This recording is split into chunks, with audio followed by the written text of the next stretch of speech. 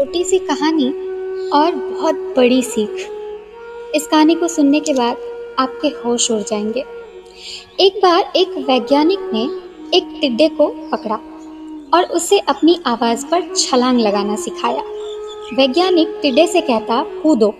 टिड्डा उसका आवाज सुनते ही जोर से छलांग लगा देता। अब वह वैज्ञानिक था तो प्रयोग करना तो बनता ही था। उन्होंने टिड्डे की छलांग पर प्रयोग किया। वैज्ञानिक ने उसकी एक टांग तोड़ दी और फिर बोला, कूदो। अब टिड्डे की छलांग की दूरी कम हो गई। वैज्ञानिक ने उसकी दूसरी टांग तोड़ दी और फिर बोला, कूदो। टिड्डे की छलांग और कम हो गई। अब तोड़ी गई तो उसकी तीसरी टांग भी, फिर छलांग की दूरी और कम हो गई। एक एक करके बेचारे टिड्डे की सारी टांगें तोड़ दी गई। अब आखिरी टांग टूटने पर जब उससे कहा गया कूदो तो वह हिल भी नहीं पाया।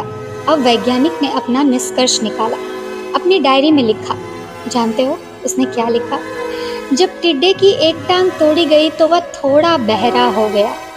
जब उसकी दूसरी टांग तोड़ी गई तो वह और बहरा हो गया।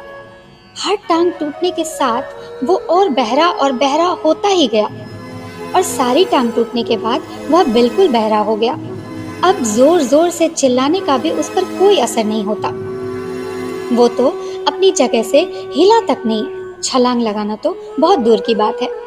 इस कहानी को सुनकर सभी को ऐसा ही लग रहा है ना कि क्या मूर्ख वैज्ञानिक था, इतनी सीधी सी बात उसे समझ में नहीं आई।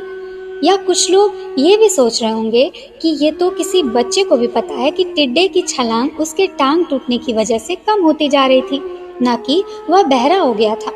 दोस्तों, हम सभी जीवन में कई बार ऐसे ही मूर्ख बन जाते हैं।